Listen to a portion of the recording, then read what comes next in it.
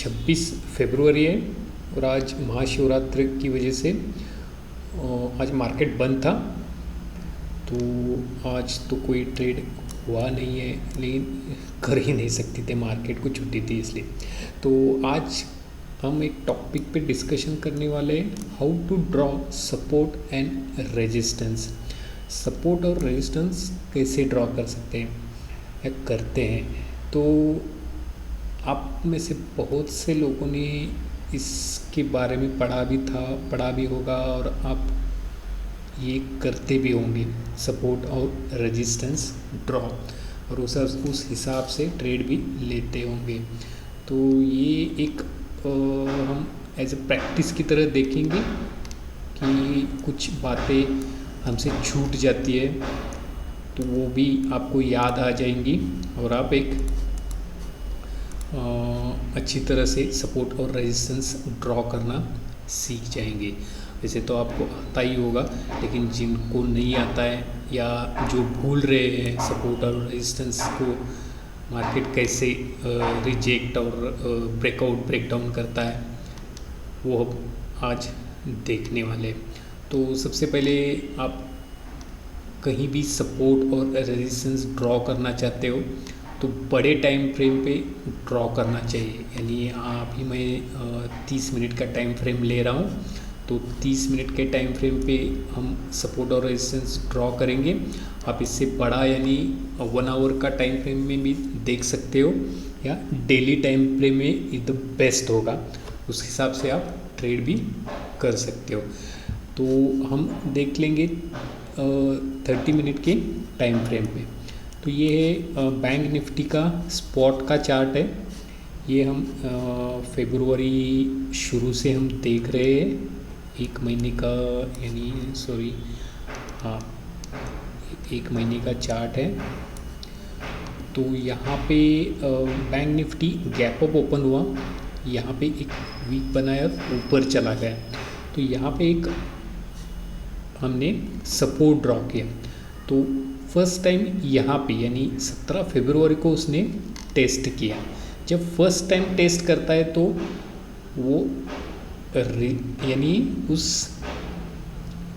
Touch करके up या touch करके डाउन, जो भी वो ट्रेड है वो कंटिन्यू होता है। यानी यहाँ से ये ऊपर गया, तो फर्स्ट टाइम ये इसने टच किया तो ये वापस ऊपर चला गया।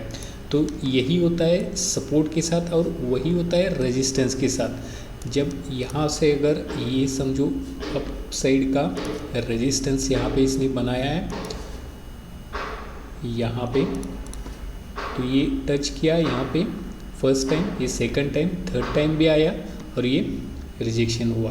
तो ये यहाँ से रिजेक्शन शुरू हुआ डाउन साइड का, तो ये एज अ स्ट्रॉन्ग रेजिस्टेंस माना जाता है। और ये यहाँ से ऊपर गया तो ये स्ट्रॉन्ग सपोर्ट माना जाता है। तो अभी हम पहले ड्रॉ करेंगे 30 मिनट्स टाइम फ्रेम पे। ये पूरा सेम पैटर्न ट्रेंड लाइन के लिए भी यूज़ होता है। जितना ज़्यादा टच होगा उतना वो जल्दी ब्रेक हो जाएगा। यानी अभी ये 2 बार ही टच हुआ है, तीसरी टाइम ये फिर ब्रेक डाउन हो गया, वापस ऊपर आ गया। अब ये 30 मिनट टाइम फ्रेम पे इस तरह दिखता है। जब 30 मिनट टाइम फ्रेम पे आप ड्रॉ करोगे तो उसके बाद आपको 5 मिनट पे शिफ्ट होना है और उसे देखना है कि ये कैसे रिएक्ट करता है। तो यहाँ देखोगे तो ये रिजेक्शन हुआ, रिटेस्ट को आया, थोड़ा नीचे गया वापस और वो इसने ब्रेकआउट दे दिया। यानी ये सपोर्ट था तो ये रेजिस्टेंस बना होता, तो ये रेजिस्टेंस ब्रेक हुआ और ये वापस रिटेस्ट को आया। रिटेस्ट को आने के बाद ये ऊपर चला गया, सेकंड टाइम आया फिर भी ऊपर गया, इसने ब्रेक डाउन नहीं किया। प्रीवियस स्विंग इसने ब्रेक नहीं किया तो ये नीचे नहीं जाएगा। ये तो ये इसने यहाँ पे कंफर्म किया था, यहाँ बुलिश कैंडल पे ये अप चला गया। तो इसके बाद ये रहा सपोर्ट 30 मिनट का, उस पर हम 5 मिनट टाइम फ्रेम पे एंट्री बना सकते हैं।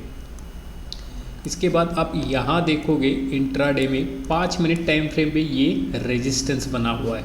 यहाँ से मार्केट नीचे गया, रिटेस्ट को आया, वापस ये सेलिंग प्रेशर की वजह से नीचे आया, फिर से टेस्ट किया, नीचे, यहाँ भी टेस्ट किया, फिर नीचे, यहाँ भी टेस्ट किया और ये नीचे गया। ये कल का एक रेजिस्टेंस है, ये इंट्राडे में बना हुआ 5 मिनट टाइम फ्रेम पे।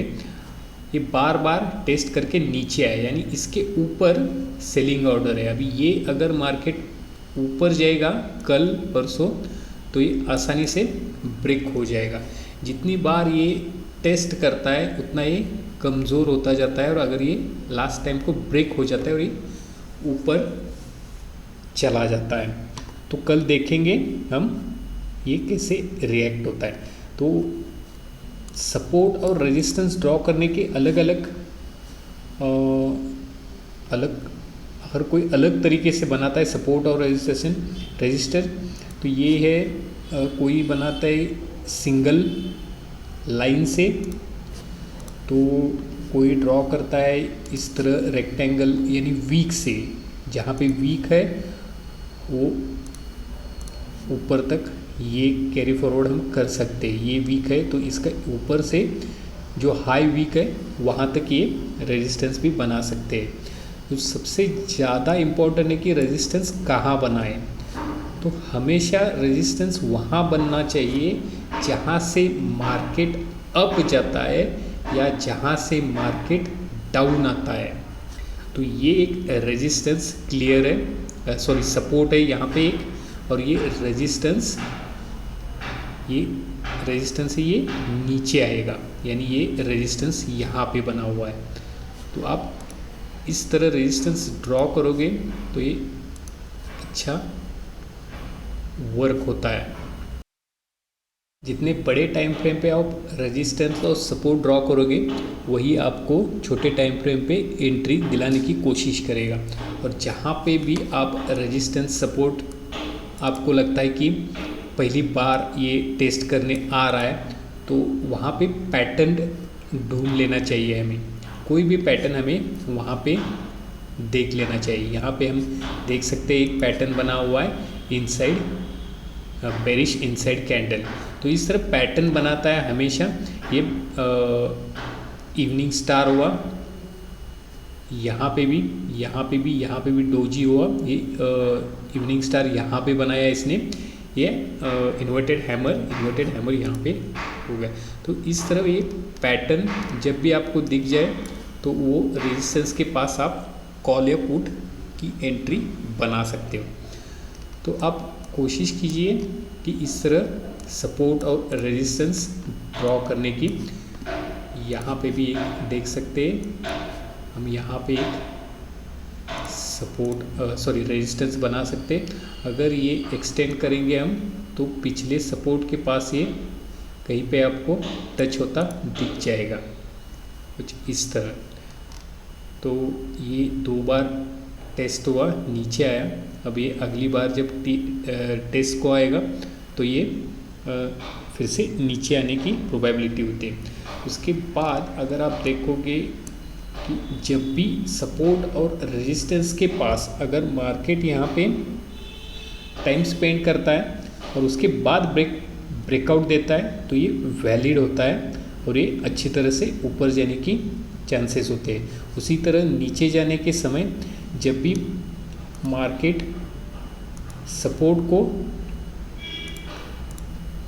सपोर्ट के पास टाइम स्पेंड करता है और उसके बाद ब्रेकडाउन करता है तो ये ब्रेकडाउन होने के यानी चांसेस बढ़ जाते हैं। तो इस तरह आप सपोर्ट और रेजिस्टेंस ड्रॉ करना सीखिए। हमेशा याद रखिए जहाँ से मार्केट ऊपर जाता है वहाँ पे सपोर्ट ड्रॉ करना है, और जहाँ से बहुत बड़ा फॉल होता है वहाँ पे रेजिस्टेंस ड्रॉ करना है। ये आपको बड़े टाइम फ्रेम पे ड्रॉ करना है और उसके बाद आप एंट्री के लिए छोटे टाइम फ्रेम पे शिफ्ट हो सकते हो। तो कुछ इस तरह आप सपोर्ट और रेजिस्टेंस ड्रॉ करके देख लीजिए। एक्चुअल में शुरू में बोलने में बहुत तकलीफ़ होती है, तो कुछ गलतियां हो जाती है। सपोर्ट को रेजिस्टेंस या रेजिस्टेंस को सपोर्ट गलती से बोला जा रहा है मेरे से, तो कुछ समझ लीजिए। एडजस्ट कर दीजिए। वो अभी तक प्रैक्टिस नहीं है बात करने की या बोलने की, धीरे धीरे वो हो जाएगा। तो ठीक है, देखते हैं नेक्स्ट वीडियो में। अगर ये अच्छा लगे तो बस लाइक कर देना। ऐसे ही कुछ और वीडियो बनाने की कोशिश करूँगा। Okay, thank you.